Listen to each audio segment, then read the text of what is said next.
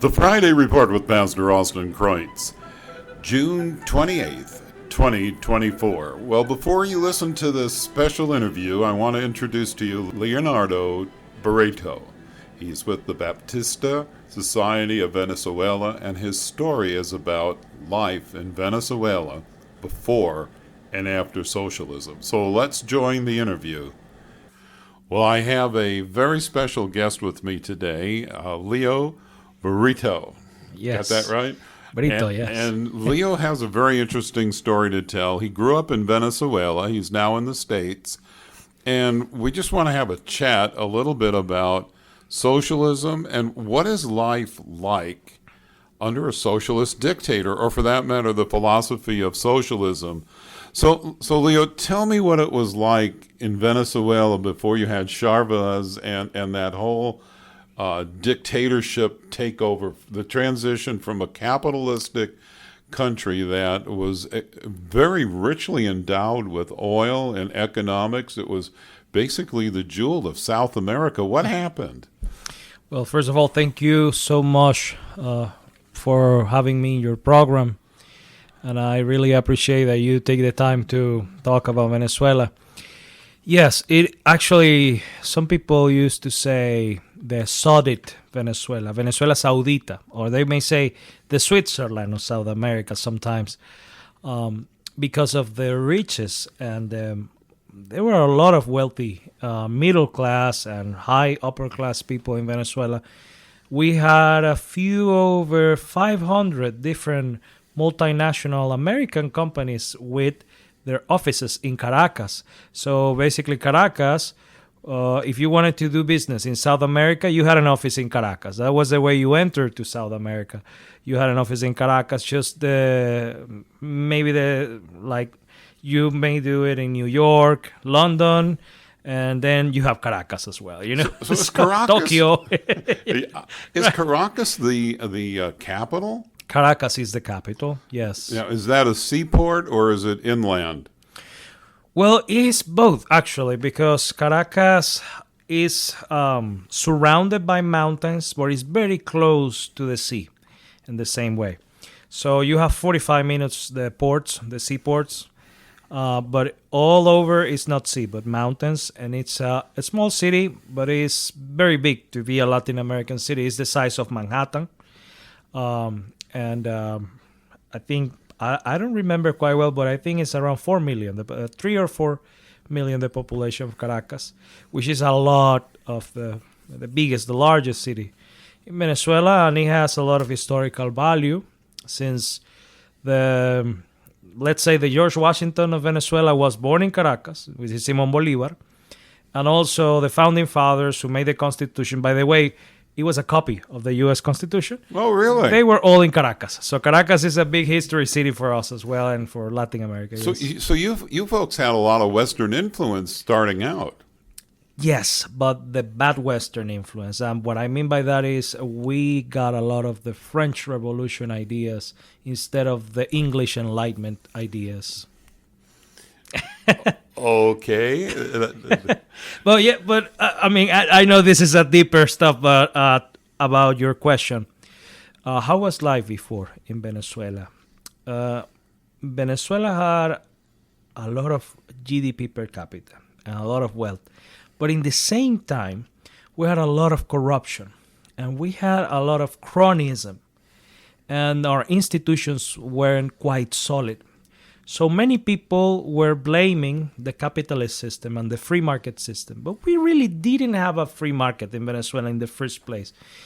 So they started blaming democracy. They started blaming capitalism, free markets, because they were robber barons. You know, a robber baron, the rich people were basically getting stuff from the oil.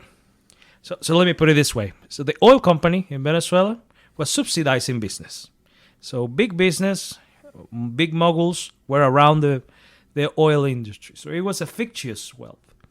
So what happened is that people started to think, well, we need to change. We need a reform. Because democracy, maybe we need a strong guy who puts justice. You know, we need justice. So is this from the university level? I mean, who did they influence first? Because normally in a socialist revolution, where, and for that matter, communist revolution, if you want to use that expression, it usually starts in the universities. It started around the 80s, actually, and Yeah, but was it in the school? Was yes, it in the universities? both the universities and the press, the press media, okay, the newspaper, okay. So both the left took over public universities, and they also took the press, just basically blaming everything that was wrong in the system, every single thing. We of course had poverty back then, not as much as we have now, but of course we had poor people then. We had problems. The system had failures, of course. So they focus a lot on that, and we even had some intellectuals who later became, let's say, what brought the Chavista ideology alive. So even one of them has one of my last names, which is very sad, which is Luis Brito Figueroa. That's one of the intellectuals. We have Jorge Giordani, which was another Chavista intellectual. So many Marxists started to pop up around the 80s and the 90s. And we have a bank financial crisis on 1994, and that was the edge of it. That was when everyone said, okay, capitalism doesn't work. But we didn't have capitalism again. Well, what you did have, from what I understand, I mean, you had supermarkets that had food in it.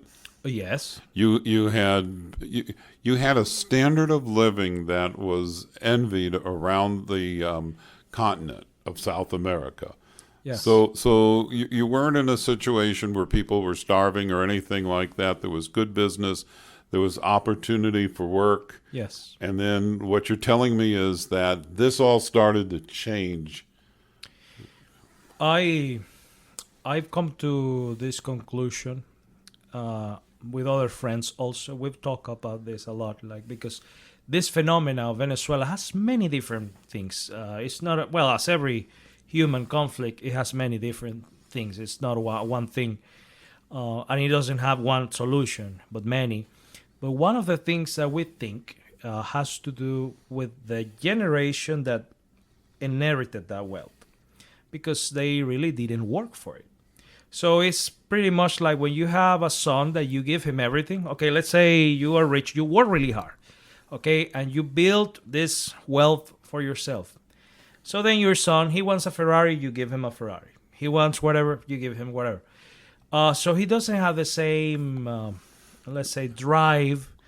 And he starts thinking, because he have a lot of time, leisure, So he starts thinking, you know what? I think socialism is a good idea. And so what happens is the second generation of Venezuelans. So Venezuela before the 50s was a poor country. The 40s, around the war, it became evolving because they found oil. Actually, Rockefeller was the one who found oil in Venezuela. Yeah. So after the 50s, Venezuela started to be a grow economy. The GDP was around 7% of growth. That's like 7% per year? That's crazy per capita. But of course, Venezuela doesn't have the size of China, but it was a lot of growth. So we have this growth. And then around the 70s or 80s, things started to change. And this is what I call the second generation. The generation of the people that didn't build the wealth, that didn't work hard. And of course, they have a lot of socialist ideas because the government has a lot of oil.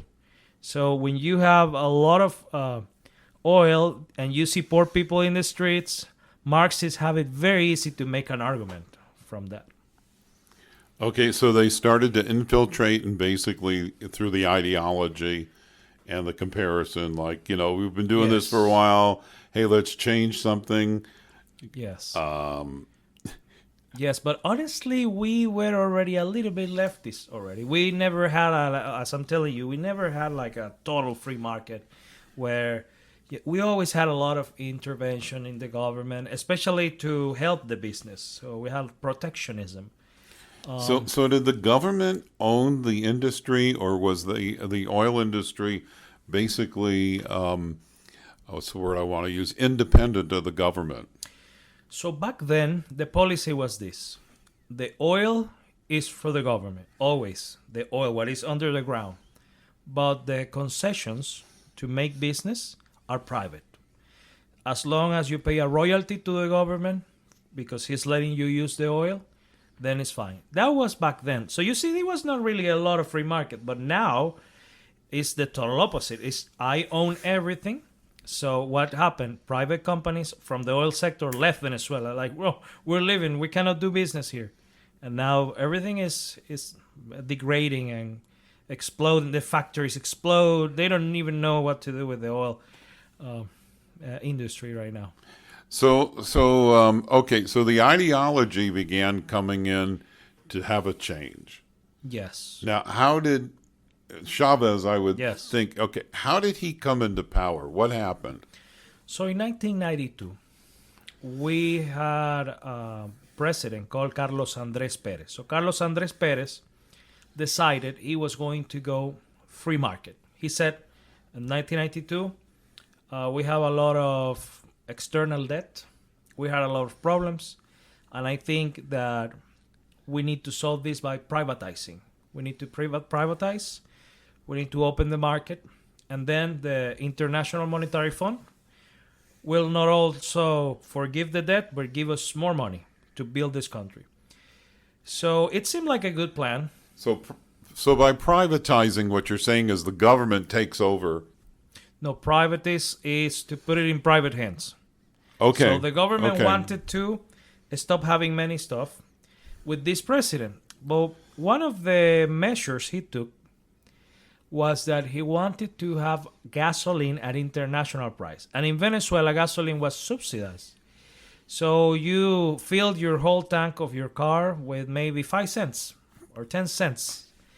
But when he said that, the whole economy, unions, like the transportation unions, everyone with the left, they went to the streets and they say, this is going to starve us to death. And it was not a big change. It was going like, let's say you pay $1, you're going to pay $2.50.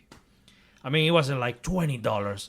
But the unions and the socialists and the universities started to make massive demonstrations. And then a military leader emerged as the head of that movement. He was a no one. Nobody knew him, but he took advantage of the social unrest and he started to become like the leader for these people, and that was Chavez. And he attempted to make a coup to kill the president in 1992, but he failed. He went to prison, but once he went to prison, he became the national hero, the strong man that we need to end corruption, the guy that will bring the justice. So what happened next, in 1998, he gets amnesty, and he gets forgiven, and they release him from jail, and he becomes Mandela. He became as soon as he get out of jail, oh, our hero, So it was very easy to win the election because he basically was outsider. He was not a politician. People wanted him because he was new, he was young, and he was basically a third party, a nobody who nobody knew, but who took advantage, became the leader of the social unrest for the gas prices going up. And he ended up in the presidency. People elected him. And I have to say this, 60% of the Venezuelans didn't vote on that election. 60% did not vote.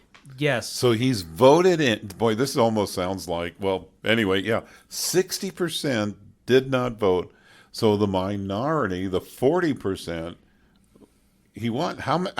Who were there anybody who ran against him, or was it just him? So there were 11 million people in Venezuela back then, so to vote. 3 million people voted for him. 2.5 million people voted for the establishment guy, and the rest didn't vote. So I can tell that most of the people didn't want Chavez, but they didn't want the old corrupt system that we have, a lot of crony capitalism we have. So they decided to abstinent. I'm not going to participate. And that was when he won. And then when he won, he started changing the institutions of the country and changed the constitution and changed the very things that remain a republic to be a republic. So you went from a republic Yeah. to a dictatorship. Yes.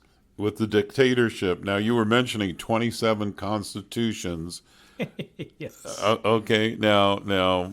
So we've been a country full of dictatorships with a small pause of 40 years of democracy. That we had a lot of wealth and all that. But before that, and now after that, which is nowadays, just dictators.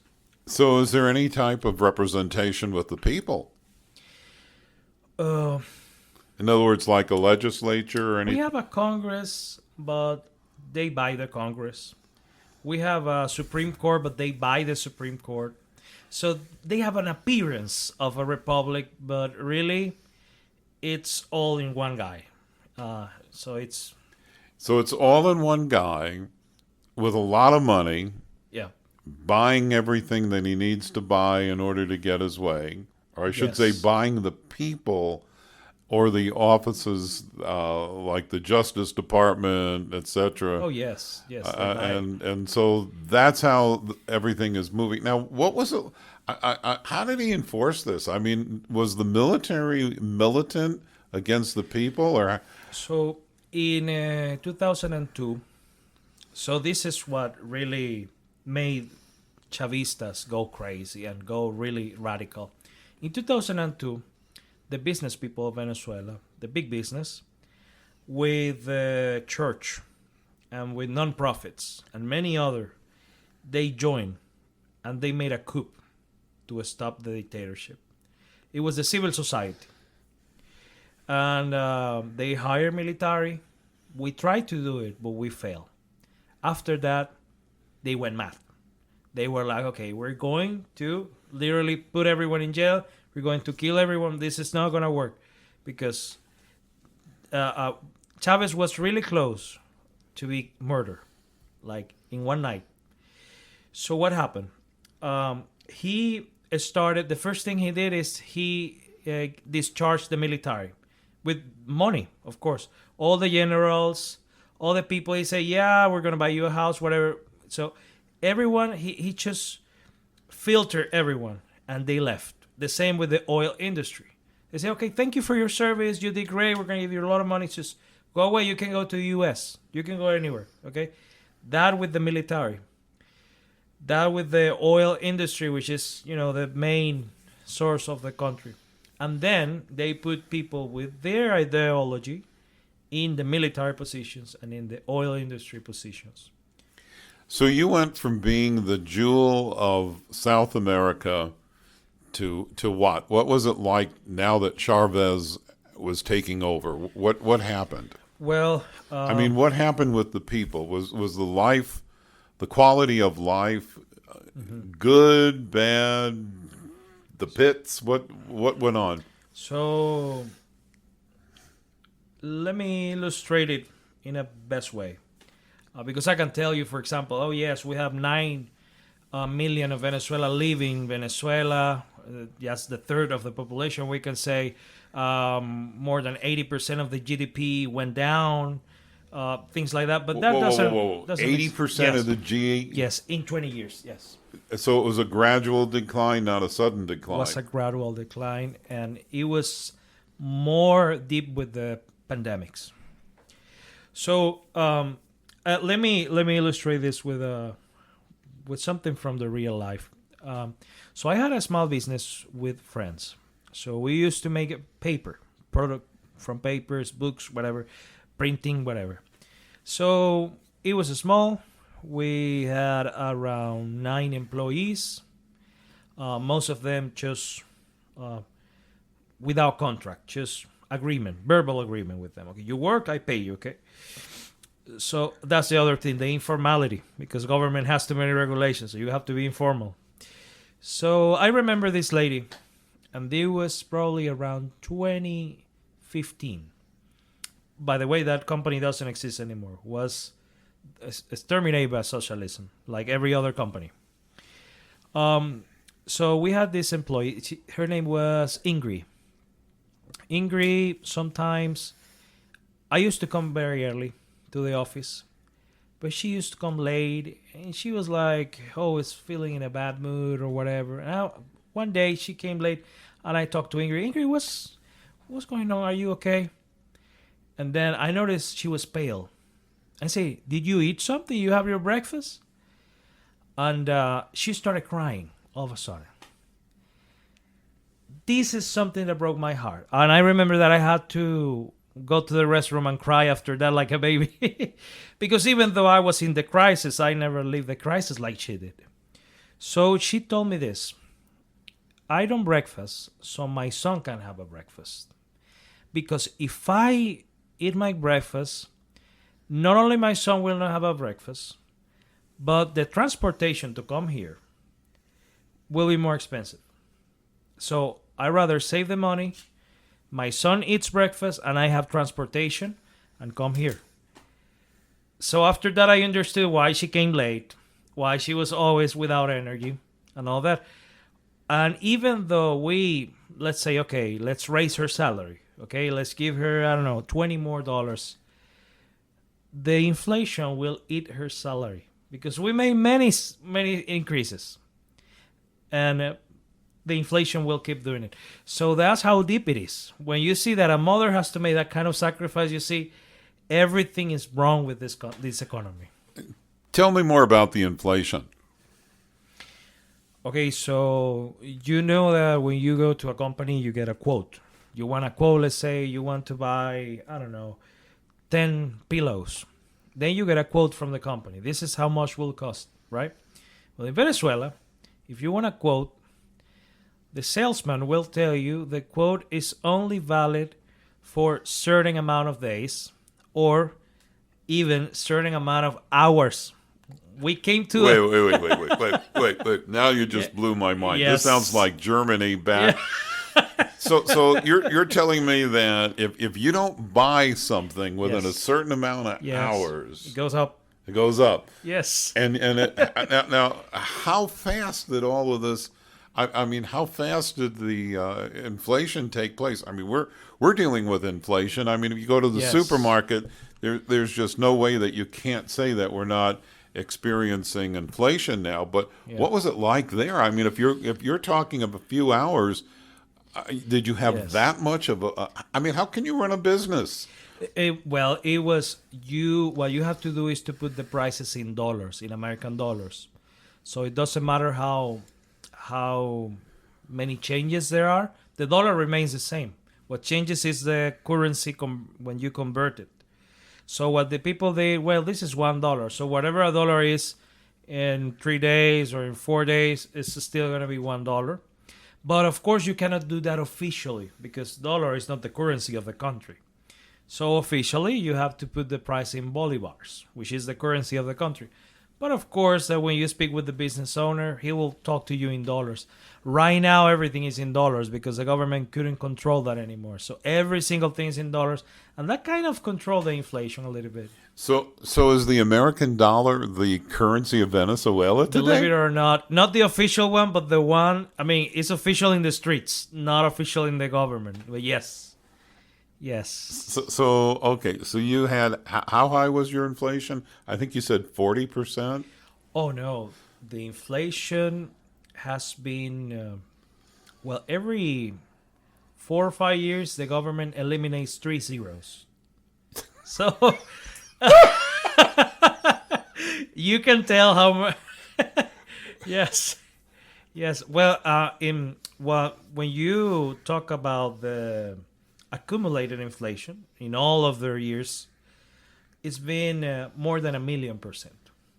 More than 1,000,000%. But if you take a brief look by month or something, sometimes it's slow, sometimes it's faster, sometimes it stays.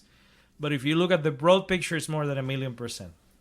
Is your money backed by gold, or is what? I mean, supposedly our money is backed by gold, but it's backed by faith.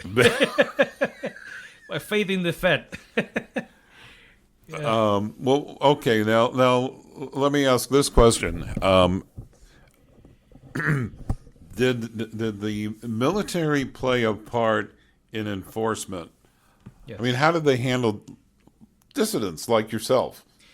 So they have two kind of military in Venezuela. They have political military, which is called the SEBIN, which is an intelligence Gestapo. You know what the Gestapo was? Yeah. Well, it's kind of a political police. And they have torture, they have all the wrong things. And then they have the normal police that, they help you if you're lost, that kind of things. The normal crime thing. So what they do is they use Russian tactics to intimidate people. And what I mean Russian is basically they play with your fears, they play with your mind. They may say something like, for example, your girlfriend is really pretty. Oh, it would be sad if something happens to your mom. That kind of things. So that keeps you thinking a lot. So it enters your mind, it enters your skin. And you're like, okay, I will stop doing this because it's very risky. Yep. So let me ask this question to you. All right, we have many a college student that is sold on socialism. Mm-hmm. What would you say to those college students from your experience in a socialist country about socialism? I think there's not amount of evidence that can make a person that doesn't reason to reason. Sadly, I think that they have to live it in their own skin, or they have to travel, and I invite them to travel to those places. Now I know many students are defending, for example, Palestine. I want them to travel there. I want them to see, especially, women, how they're treated, everything. I remember once I was in the College of Charleston in Columbia. They invited me, the Bastia Society invited me to give a lecture. Students were very violent against me. Some of them were even like taking their stuff and going away and, throwing the door like this guy is just a fascist or whatever. And I remember one student there. And she said, well, you know what? My grandparents, I know what I'm talking because my grandparents, my grandma, she came from the Soviet Union and they had free healthcare. Just being Russian, you had free healthcare. You don't have to pay for medicines or for a doctor. You had everything because the right to life, it was respected in Russia. So I said, so why your grandma came here?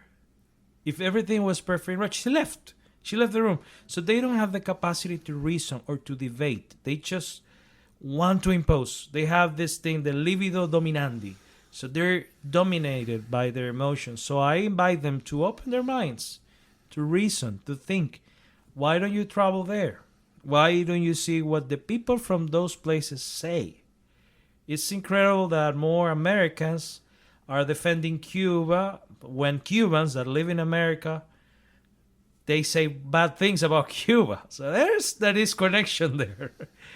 And I invite them, open their minds, be humble, be reasonable. You don't know everything. Is there religious persecution in Venezuela? No, that's one of the freedoms we still have. But of course, Maduro has been trying to buy the pastors. He even have a ministry for religious religious issues from the government, and they're trying to build a lot of socialist propaganda with the pastors, with the churches and everything. Have the current constitution, since Chavez is not there, did they make another constitution with this new guy?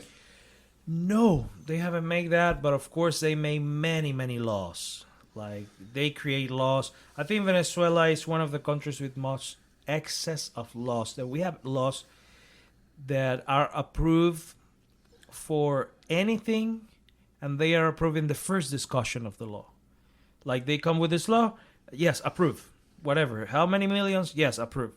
So we have a lot of laws, and it's very difficult to be a lawyer in Venezuela if you want to. I bet. Yeah. So with the government now actually owning the oil, conditions have not improved, and do you see? I guess for your homeland, what do you see for its future?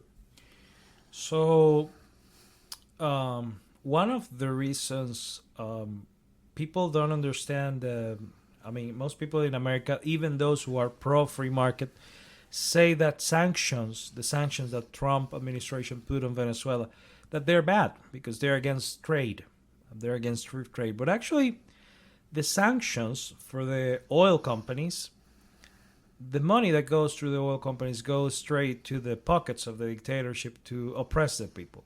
So it's not really that the money goes to Venezuelans to buy their stuff. It's actually it's his. You know, the company's in his pocket. The oil company in PDVSA.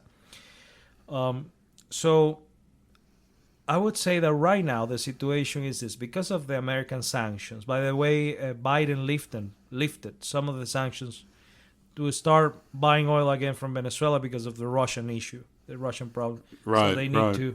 they need more oil, so they support their enemy. Like this is their logic behind that.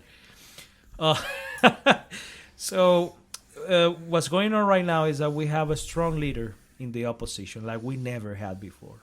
Is a woman. By the way, is a devout Catholic, and her name is Maria Corina. So Maria Corina is the first time we have a leader that stands up against the regime the way she's doing, and she has a lot of international support. So we don't know. I don't know what's going to happen. I'm no prophet. I cannot tell you Venezuela is going to change. So she's But in charge right now. of the opposition, yes. So when is the next election? We have actually July the 28th. It's very close. Wow. So she has designed a plan to. So basically, the fraud in Venezuela is committed always in the electoral centers. That's where the fraud happens.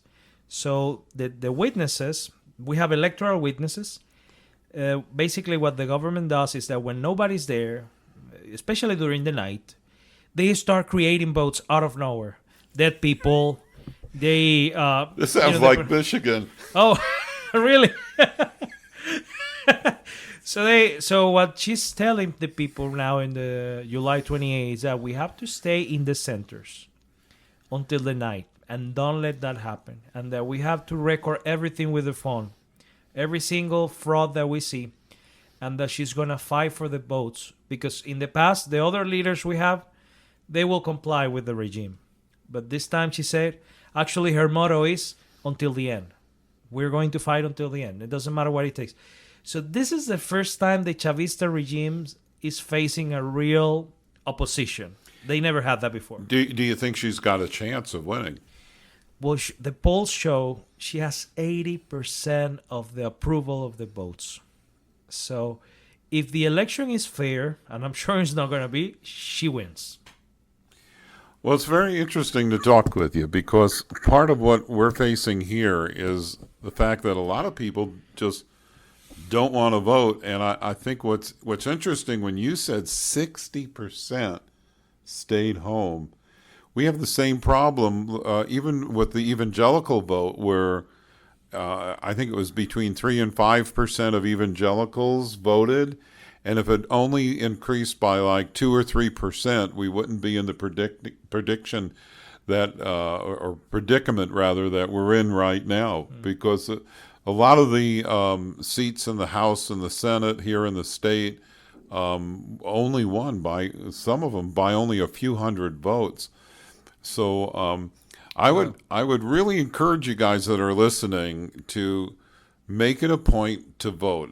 I'm not going to tell you who to vote for. I would tell you think about it, and you won't have much of a problem deciding who you want to vote for. But the situation is that you need to make a concerted effort to vote, to register to vote if you haven't been registered, and just be informed when you vote. Don't vote according to emotion, but look at policy and vote. Leo, it's been great to have you. Any last thoughts? I may say that when Hugo Chavez started in 1999, people in Venezuela didn't even think the levels of poverty they were going to face. And it was all very slow. I know that it sounds like everything happened very fast, but it's been 25 years. Wow. And it started very, very slow. And now it's all over the place. It's like a cancer. So sometimes cancer doesn't have side effects, and it's very late when you know you have cancer, for example, or when you have metastasis. So I think the same thing is happening in the States. You guys are not aware, but this is starting to grow, from the underground. And maybe when you wake up, it's going to be too late. So I just called to you that don't think that because they're working very slow, they're not working. They're working hard without rest to, change people's mind, the university, the kids, everyone. But if you don't react right now, it's going to be too late. Well, thank you for that insight, and I guess this is a real warning to us, and we need to heed that warning. So thanks again for being part of our broadcast, and Leo, hopefully sometime in the near future we can connect again via the phone or whatever. Yes, it's been a privilege to see you face to face. Yes. So, folks, again, just pray for our nation, pray for Venezuela. Pray that you get the discernment of who you're going to vote for. And Timothy tells us, or I should say Paul tells Timothy to pray for the governments that are there. But I also want to encourage you to get involved on the local level. That's where you have the most power. And if you get involved and get people out to vote and they vote their conscience, then the upper part of the ballot will take care of itself. So this is Austin Kreitz, Pastor Austin T. Kreitz, and this is the Friday Report with Austin Kreitz. We're on iHeartRadio. We're also on Apple Podcasts, and our website is atk4mi.org. That's atk4mi.org. On that website, you'll find some other podcasts, a link to our YouTube channel that has over 200 and some odd videos on it. Some of my talks and, just teaching and stuff is also on our website, atk4mi.org. And if you'd like to contribute to the program, you're more than welcome to. There's a donate button on there. The Bonhoeffer Forum is a ministry of Restoration Christian Community Church in Allegan, Michigan. Until next week, this is Pastor Austin Kreitz. Thanks for listening.